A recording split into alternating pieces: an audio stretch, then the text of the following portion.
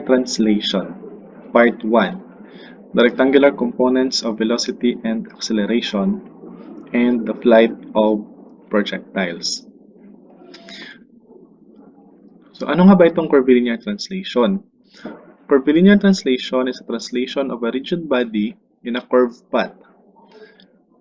In rectilinear motion, we choose the origin of the motion on the path so that only the magnitude of the displacement vector could change but not its inclination. In curvilinear motion, however, the displacement vector will change its both magnitude and inclination. So dito daw sa curvilinear translation, yung translation ng rigid body natin ay translating in a curved path. Unlike doon sa rectilinear motion natin, na nagtatravel lang siya sa straight line. So ito ay nasa curve. Curved path ang kanyang tinatravel. Now, dito sa curvilinear translation, papag-aralan natin yung rectangular components of velocity. So, meron tayong tatlong pag-aaralan which is interconnected sila sa isa't isa.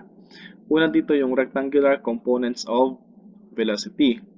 Pangalawa, rectangular components of acceleration. And pangatlo, the flight of projectile wherein air resistance is neglected. So, itong tatlong to ay magkakasama. So, related sila sa isa't isa. Si rectangular components ng velocity at si rectangular components ng acceleration ay parehas na gagamitin ng flight of projectile. Ayan. So, rectangular components of velocity. So, sa isang coordinate plane, kung meron tayong trajectory na or isang curved path, originally meron tayong initial velocity or we call the V. Then since ay nasa curved path, ang ating velocity ay automatic yan na meron siyang vertical component which is the Vy and we have the horizontal component na Vx. So automatic yan sa curvilinear motion natin. Basta curved line ang tinatravel ng ating object, ang velocity ay meron niyang rectangular component which is the y component or the vertical component Vy and the horizontal component Vx given at angle theta. So dito sa figure na to, i-define natin ang bawat member using the formula. So si Vy defined as V sine theta or equals to dy over dt. Si Vx naman, defined siya as V cosine theta or equals sa dx over dt. Then si velocity natin or si V is equals to the square root of Vx squared plus Vy squared. So itong mga figure na to ay napapagdaan natin sa mathematics, the Pythagorean theorem. So same as, ang formula natin is galing din siya kay Pythagorean. So ayan. Next natin ay the angle theta with respect to horizontal or x-axis, tan theta x is equals to Vy over Vx or dy over dx. Ayan po. So, na-define na natin yung lahat ng nasa figure natin, lahat ng components natin ng velocity. So, ngayon naman, i-define naman natin si acceleration. So, same with si velocity, di ba meron tayong curved path? Sa curved path, kapag nagtapon ka ng isang object, meron niyang acceleration. Pero usually, ang acceleration niyan ay due to gravitational acceleration or the G. So, si A or si acceleration natin, meron din siyang rectangular components. We have the vertical component na tinatawag natin na si AY at si horizontal component na si AX. Also, meron din siyang angle with respect to X na tinatawag din natin si theta. Ngayon, si acceleration, katulad ni velocity, ang formula din niya is from Pythagorean theorem, square root of ax squared plus ay squared. So, magkamukha lang sila ni velocity. Parehas na parehas yung kanilang formula. Tan theta x is equals to ay over ax. So, halos magkaparehas lang din sila. Kay velocity, vy over vx. Kay acceleration, we have ay over ax. Or d squared y over d squared x. Then, si horizontal component na acceleration, halos same lang din. Acceleration cosine theta or d squared x over dt squared. And ay equals to e sine theta or equal to d squared y over dt squared. Okay? So, mapapractice natin yan kapag nagkaroon tayo ng sample problem. So, ayan. Practice tayo. Sample problem number 1. A particle has a curvilinear motion that its x coordinate is defined by x is equals to 5t cubed minus 105t, where x is in inches and t in seconds. When t is 2 seconds, the total acceleration is 75 inches per square seconds. If the y component of the acceleration is constant, and the particle starts from rest at the origin when t is equals to 0, question number 1, determine the component of the acceleration when time is 2 seconds. Number 2, determine the vertical component of velocity when t is equals to 4 seconds. And number 3, determine the total velocity when t is equals to 4 seconds. So para dun sa question number 1, determine the y component of the acceleration when t is equals to 2 seconds. Syempre, balik tayo doon sa una natin. Given. Ano bang given natin? The equation of distance or x, which is equals to 5t cubed minus 105t. Then we have the given time na 2 seconds. Also, we have the given acceleration 75 inches per square second. So, ano yung unknown natin? The vertical component of acceleration. So, looking back doon sa ating key formulas, ayan. Hindi ba't si ay ay equals to sa a sine theta? Or d squared y over dt squared. Ayan. So, syempre, given natin ay equation. X is equals to 5t cubed minus 105t. Therefore, ang gagawin din natin is i-differentiate natin with respect to time t. Okay, differentiate. So, first differentiation natin, si y prime, di ba siya si velocity, which is dx over dt, right? We're in equal to 15t squared minus 105. Then, differentiate ulit natin. Maging result niya ay si ax, which is 30t. Ngayon, bakit pa natin siya hinanap? Kasi given natin ay x or the horizontal component with respect to time. Ngayon, when t is 2 seconds, ang horizontal component natin ng acceleration ay 30 inches per square second. Ngayon, Di ba sinabi ng problem na kung ang time ay 2 seconds, ang acceleration ng object natin ay 75 inches per square second. Okay, using the formula of acceleration, square root of ax squared plus ay squared, direct substitution, 75 is equal to square root of 60 squared plus ay squared. Ay, or the vertical component of acceleration, is equals to 45 inches per second. So, ayan, di ba? Madali lang siya.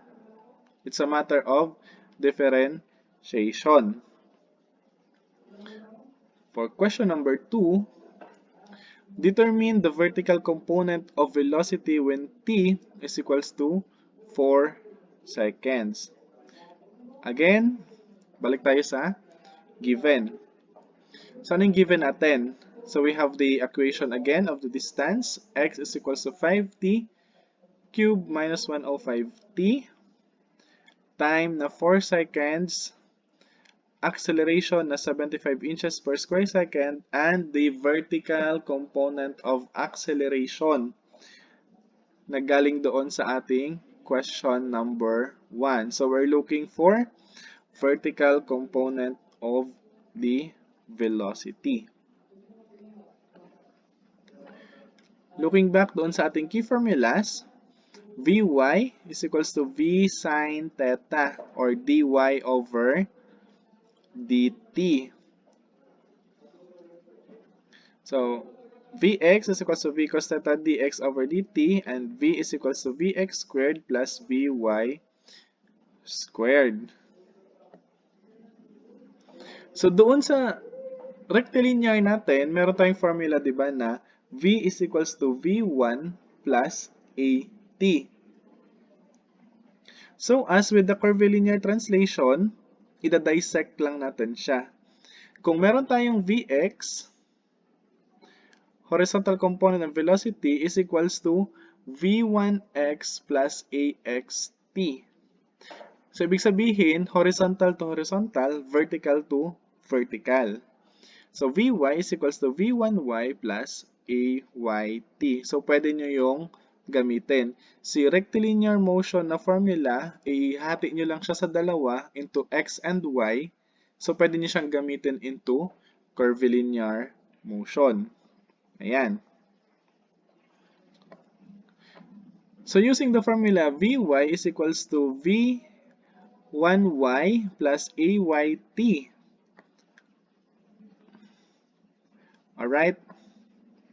Since ang sabi ng problem, if the y component of the acceleration is constant and the particle starts from rest at the origin when t is equals to 0.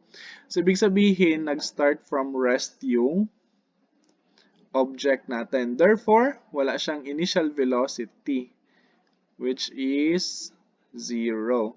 So, direct substitution, meron tayong ay from the previous question na 45 times time na 4 seconds. So, Vy is equals to 180 inches per second. Sorry, inches per second, not inches per square second. So, inches per second po yan. Alright. So, for question number 3, determine the total velocity when t is equals to 4 seconds. So, determine the total velocity when t is equals to 4 seconds. So, same given. Balik tayo sa ating key formulas. Hindi ba si Vx natin ay is equals to dx over dt? Ngayon, since si x ang given natin, or the horizontal distance or the horizontal formula ng distance with respect to time ng ating problem, therefore, we can differentiate into dx over dt, which is yun si Vx. Hindi ba si Vy naman ay nakuha na natin siya kanina sa problem natin sa question number 2? Ayan. So Vx is equals to dx over dt. Differentiate 15t squared is equals to 105. So when t daw is equals to 4 seconds, ilan si Vx? Vx is equals to 135 inches per second. Hindi po siya square second, kundi inches per second lamang po siya.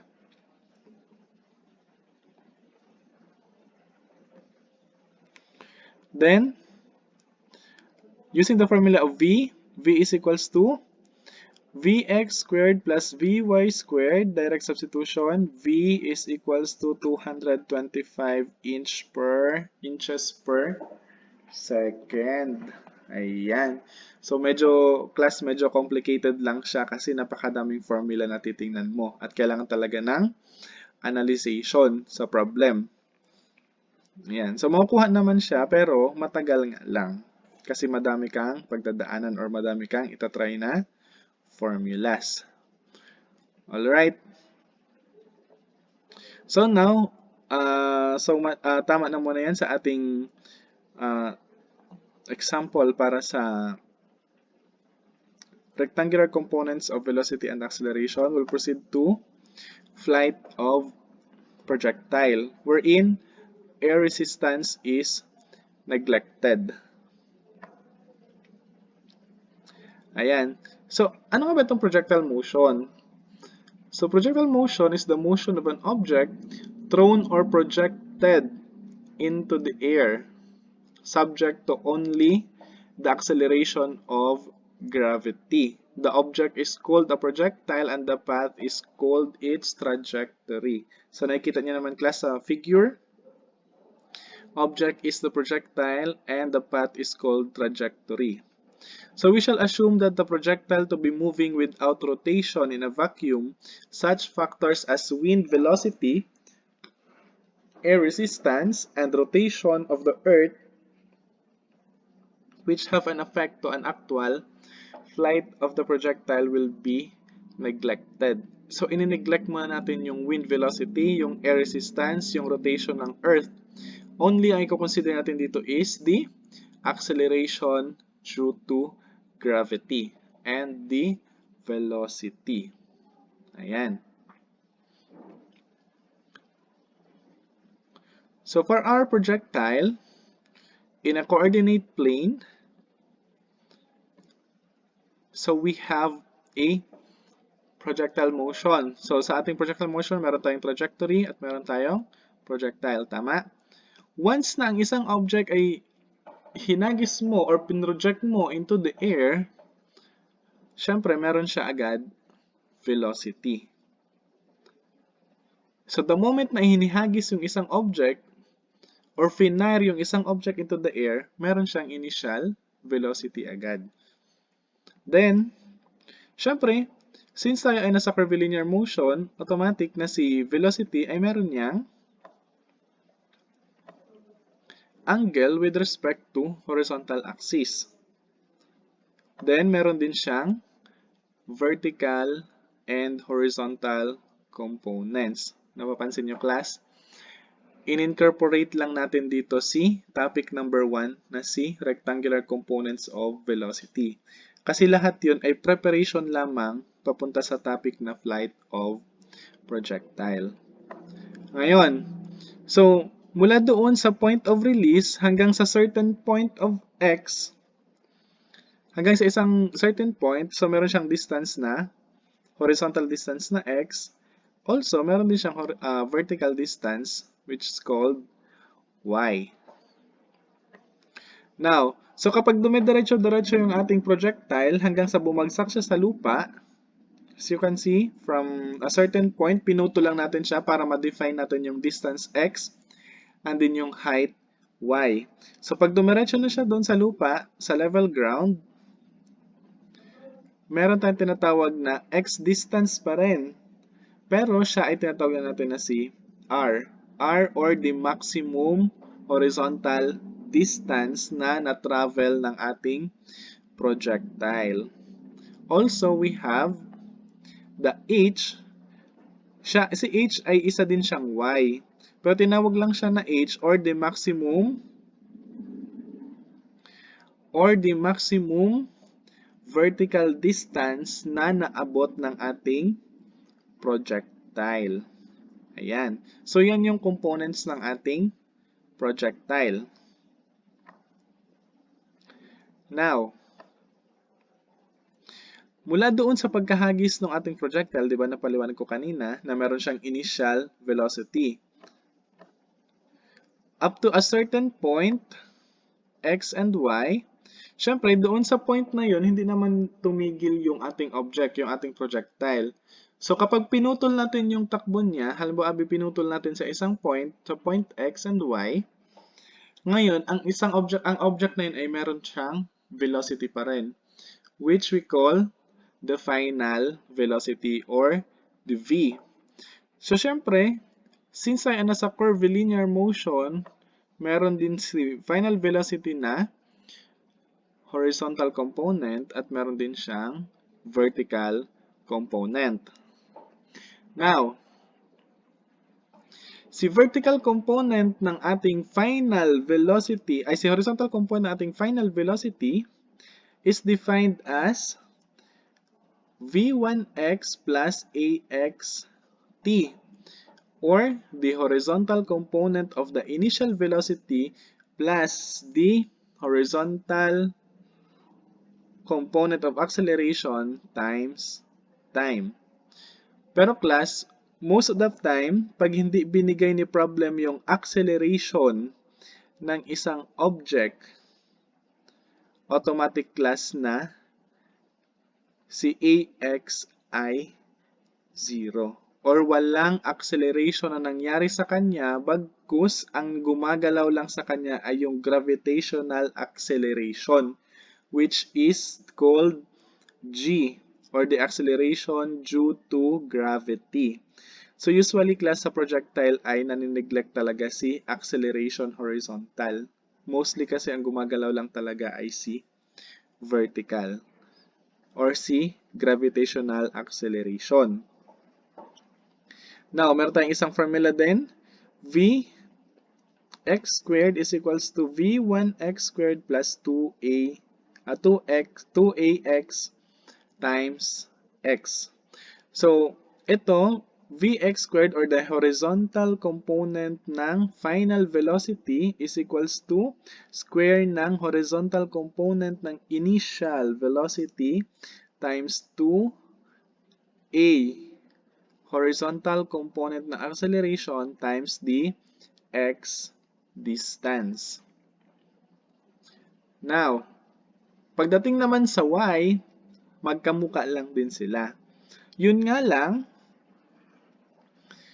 di ba sabi ko kanina, pag tayo ay nasa projectile, ang acceleration horizontal ay nanineglect once na hindi binigay ni problem. Pero, gumagalaw pa rin si vertical acceleration. Tama. So, Vy is equals to initial velocity or y component of the initial velocity plus y component of acceleration times time. Or, will reduce into final vertical component of final velocity is equals to vertical component of initial velocity or v1 sine theta minus gt or the gravitational acceleration times time. So same with dito sa ating pangatlong equation. So, yan yung characteristics ng ating velocity na nandyan sa projectile motion. Ngayon, kung dumiretso na yung object into the ground, nagkaroon tayo ng distance na r, or the maximum distance. And then, we have the maximum height reached by the projectile na h. Ngayon, i-discuss naman natin si x distance. So, si x distance ay defined ng formula na x component of initial velocity times time plus 1/2 x component ng acceleration times t squared. Kung mapapansin nyo class, ang formula na to ay formula din natin sa linear. Sa rectilinear motion. Yun nga lang, dinisect natin siya into two parts, the x and the y component. So another formula, we have x is equals to v1 or initial velocity times cosine theta times t. And then for r, dinefine na natin si r into initial velocity squared times sine 2 theta over g. Ayan. So si maximum horizontal distance na naabot ng ating projectile ay dinefine na natin into this formula. Also, with the vertical distances, magkamuka lang din po siya.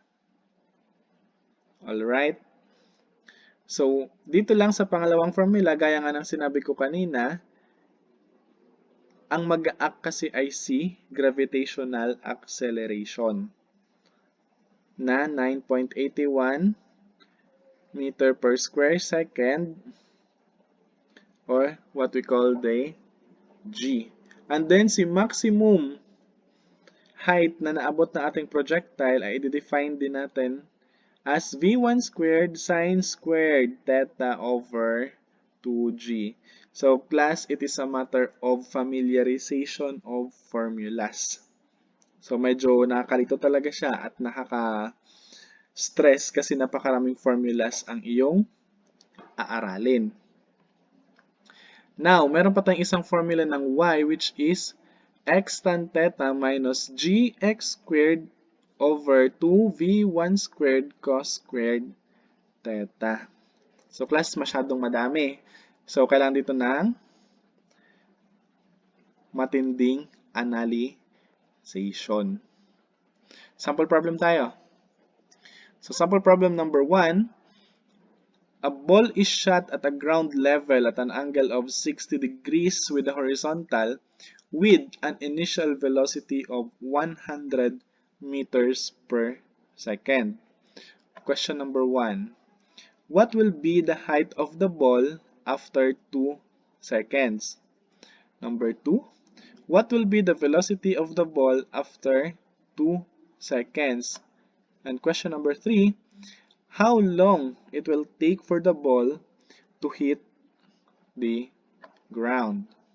So for question number 1, class, let's also check the given. Ano ba yung given natin? Di ba meron tayong given? From the problem, theta is equals to 60 degrees. Then we have the initial velocity which is 100 meters per second and the time na binigay ng problem na kung saan ito yung time ng marireach doon niya ang anong height. So, 2 seconds. Looking for the height of the ball after 2 seconds. So, ang hinahanap natin ay yung height ng ball. Ibig sabihin, pagtapon natin ng bola, pagkatapon ng bola sa kanya at angle of 60 degrees, velocity ng 100 meters per second, after 2 seconds daw, gaano nakataas yung location ng bola. Looking back sa ating formula, since ang hinahanap ay si y distance, focus na doon kay y distance. So class, based sa given natin, v1y, so wala tayong v1yt, 1 half ayt squared, so negative si formula number 1. Si formula number 2 naman, v1 sin theta t minus 1 half g t squared. So, possible. Pwede siyang magamit. Then we have y is equals to x tan theta minus gx squared over 2v1 squared cos squared theta. And then si h. So, class, si h, x agad si h. Kasi nga, hindi natin alam kung doon sa 2 seconds din ay reach nga ba niya yung maximum vertical distance. So dito, itry natin si formula number 2 which is y is equals to v1 sine theta t minus 1 half gt squared. So halos naman class ay given doon sa problem. Therefore, pwede natin siyang ma-solve. Okay? Using direct substitution, y is equals to v1 sine theta t minus 1 half gt squared. Substitute lang natin yung values. Makuha natin si y na 153.59 meters. So, ibig sabihin, after 2 seconds daw mula dun sa pagkatapon sa kanya mula sa lupa, ang taas na nung bola ay 153.59 meters. Okay?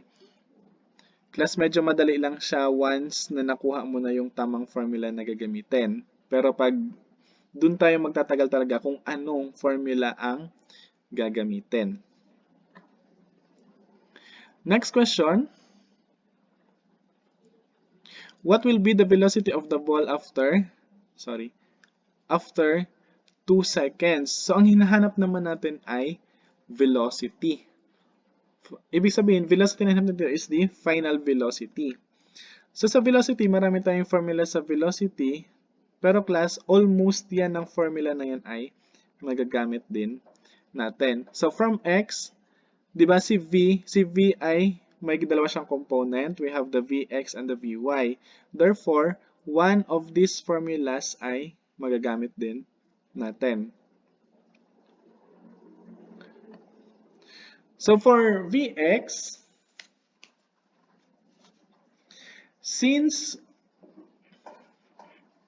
given naman si V1, given naman yung angle, so we could use Vx is equals to V1 cos theta, direct substitution. Vx is equals to 50 meters per second. Take note class, Vx pa lang po yun. Horizontal component pa lang siya ni velocity. For Vy, using the formula Vy is equals to V1 sine theta minus gt squared. Direct substitution, Vy is equals to 66.98 meters per second. So class, using the formula, Pythagorean, V is equals to Vx squared plus Vy squared will result to V is equals to 83.58 meters per second. And class, di ba? Medyo nakakalito na siya. So, take time to choose the correct formula based on the given values. So, choose the formula based on the given values. Then, usually naman yan is direct substitution na. Alright. For question number 3, how long it will take for the ball to hit the ground? So, gaano daw katagal bago makarating or bago bumagsak sa lupa yung bola na itinapon.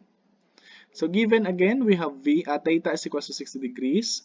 V1 is equals to 100 meters per second. So, the question is, we're looking for the time. So, class, ito yung figure natin. Diba nung tinapon siya mula dito, meron siyang V1, right? Then nung tinapon din siya, hanggang sa makarating daw siya doon sa lupa. Therefore, based dito sa given natin class na 60 degrees at 100 meters per second, hindi naman agad natin makukuha yung value using these formulas. So kung mapapansin natin, at that time na hinahanap natin, hindi natin sure kung ano yung height or kung na-hit niya ba yung maximum height. So kung doon tayo sa maximum height, pupunta class, after ng height, time pa rin yung hahanapin. So marami pa rin siyang kulang. So let's try lang ito, yung R natin. Since simula na pagkatapon sa kanya hanggang sa dumating siya sa lupa, ibig sabihin meron talaga siyang R distance. Sorry class, whichever pala dito class sa formula ay pwede nyong gamitin. Yun nga lang, mas pipiliin ko si R distance or si R. Then using the formula for R is equals to V squared sine 2 theta over G. Direct substitution po. V squared.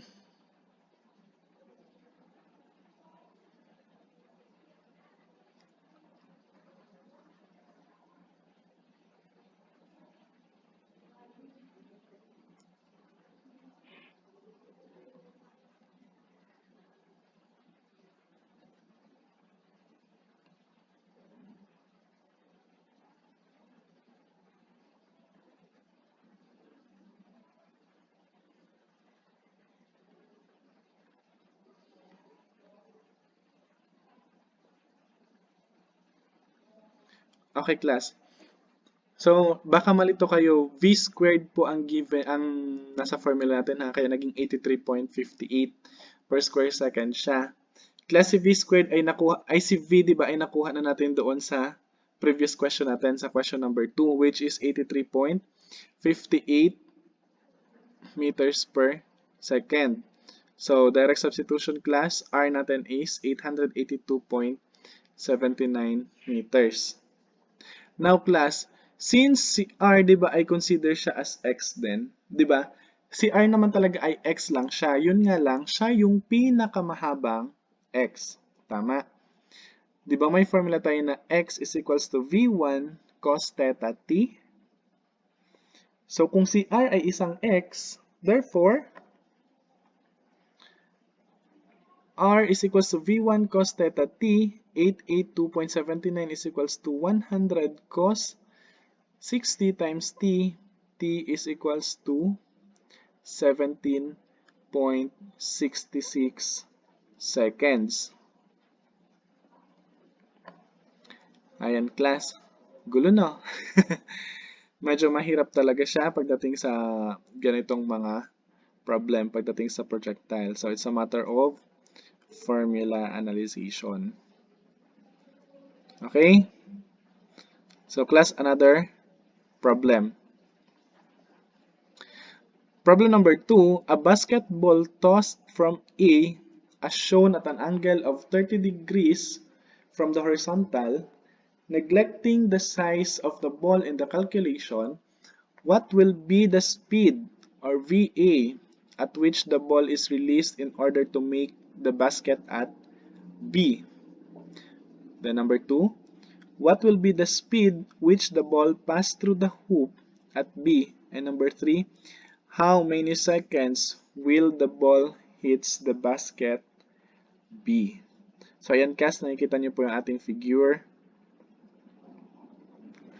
For question number 1, what will be the speed at which the ball is released in order to make the basket at B? Again class, huwag nating iwawala si given. Given, we have the angle theta, 30 degrees. We have the y na 3 meters. Plus, bakit 3 meters? Diba itong ring mula sa ground ay 4.5 meters. Tapos yung tao mula doon sa point of release yung bola mula doon sa point of release ay 1.5 meters. So 4.5 minus 1.5 is equals to 3 meters. Next, we have x na 8 meters or given doon sa problem. 8 meters doon sa figure. Then, v1 or the initial velocity, siya din si VA. Tama? VA is the initial velocity or equal sa V1. Siya yung ating hinahanap. So, using the key formula, V1 is equals to VA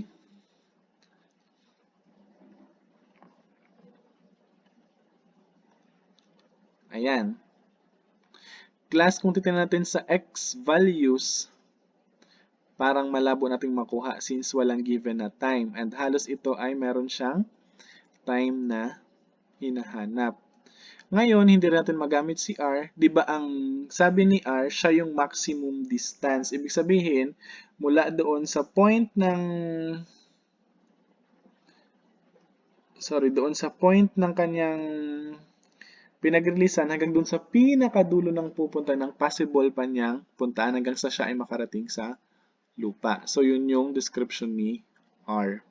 So, pagdating naman class kay Y, meron pa ring time sa formula, may time pa rin sa formula. H, hindi natin siya masabi na siya yung maximum height na. Then, meron tayong isang formula for Y, which is x tan theta minus gx squared. So, class, kung titingnan natin, halos given yung values dito.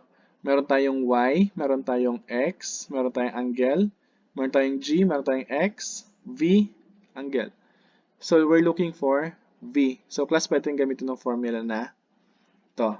Y is equals to x tan theta minus gx squared over 2v1 squared cos squared theta. Using the formula, direct substitution class will result, substitute natin diretso, then compute. Makukuha natin si V1 na 16.08 meters per second or si VA. Okay. Medyo gumulong na. Alright, class. For question number 2, what will be the speed which the ball passed through the hoop at B? So, ang tanong niya is what will be the speed? So, he is talking here of the final velocity or the velocity number 2. Class, balik tayo sa given. 30 degrees, y3, x 8 meters, v1, or the VA is equal to 16.08 meters per second. So, ito yung value from question number 1. And then we're looking for VB or the velocity dito sa point B nung dumating yung bola. Or siya din si final velocity na ating tinutukoy, tinatanong.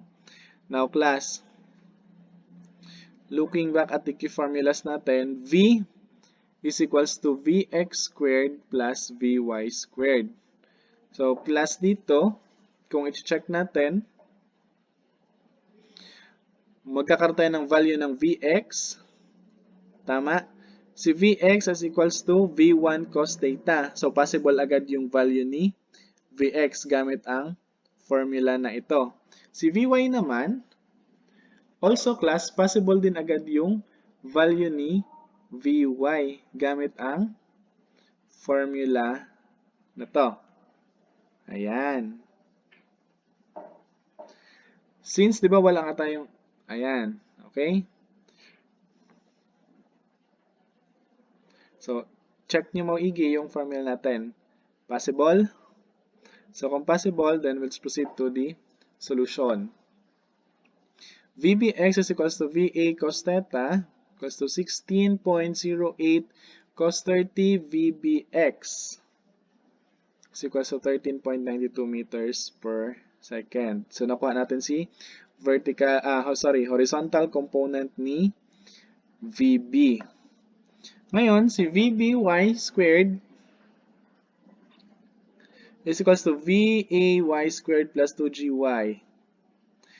Class, anong value ni VAY? Di ba si VAY doon sa rectangular components natin ng velocity? VY is equals to V sin theta. Tama? So, V sin theta, direct substitution. So, VAY is equals to 16.08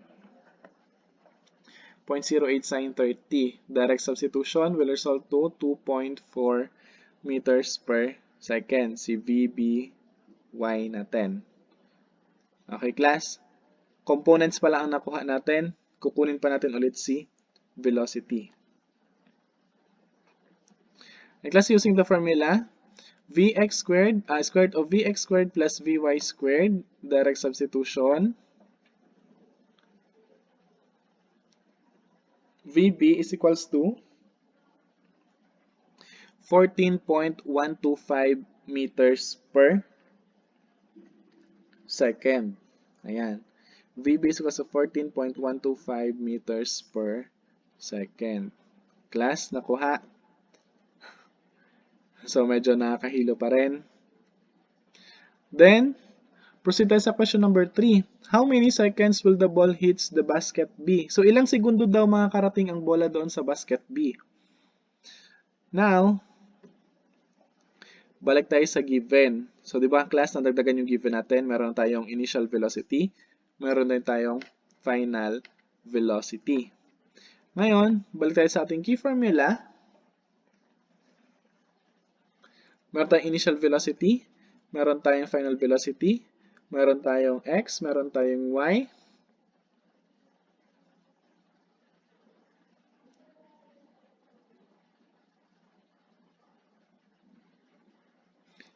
Ayan. So, x is equals to v1 cos theta times t. Okay? Class, ito kasing dalawang formula na to, kapag tinanggal mo si acceleration dito, ang maging resulta, di ba, ay maging v1 xt. Tapos si v1, di ba, si v1x, doon sa rectangular components natin ng velocity is equals to v1 cos theta times t. So ito class, sinimplify niya lang po itong formula na ito. By first formula, sinimplify into second formula. Now, gamitin natin. First formula, v1xt plus 1 half axt squared.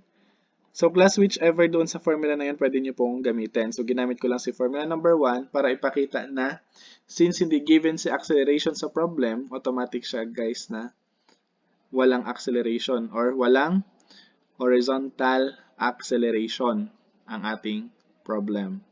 So, direct substitution, t is equals to 0.574 seconds. So, ayan class, medyo mahirap po talaga siya kasi magulo at madaming formulas na kailangang isaalang-alang. Pero be wise sa pag-analyze ng ating problem at maging wise sa pagpili ng formula. I-analyze ng mabuti kung ano yung kailangan at kung ano talaga yung hinahanap, kung ano yung meron sa ating given. So, that's all sa ating curvilinear translation. Part 1, the rectangular components of velocity and acceleration and the flight of projectiles.